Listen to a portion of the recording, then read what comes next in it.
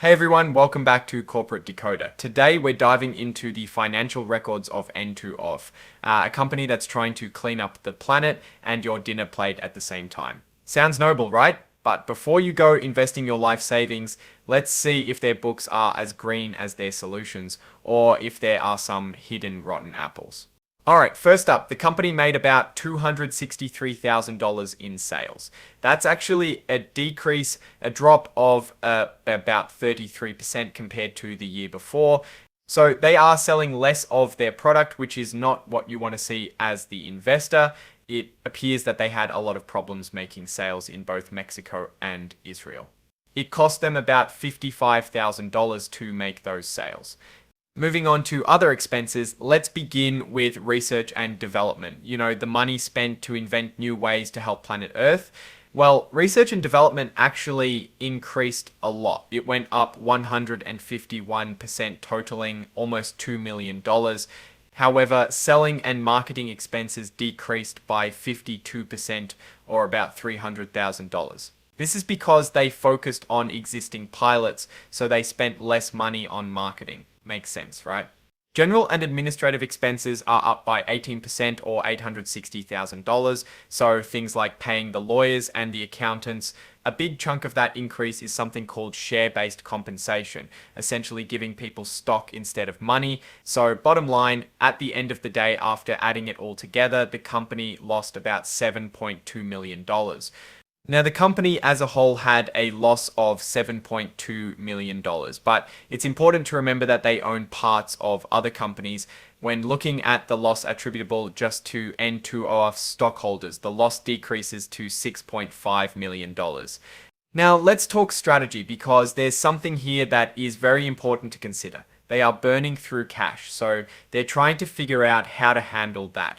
Part of their strategy is that they are trying to reduce the amount of resources they are spending in research and development, trying to squeeze the most value from its current intellectual property.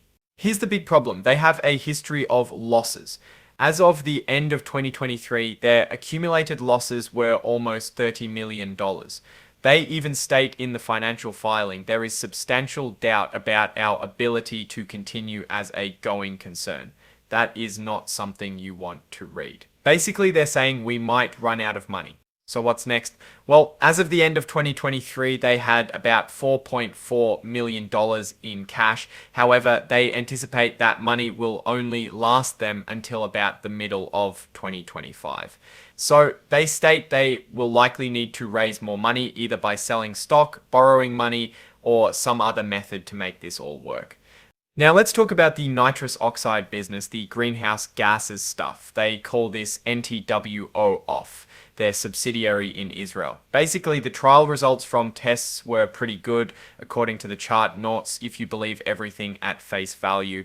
One of the risk factors for this company is if the company faces claims about the environment, then they could end up losing money, paying for stuff, and losing time. In order to operate the nitrous oxide business, you also need certain permits from the government, and if N2OFF is unable to obtain or renew such permits, it will adversely impact our operations. In general, another risk factor is if something goes wrong in Israel, since their business is mostly in that region, then they may be in trouble. In October 2023, Hamas terrorists infiltrated Israel and there is active war.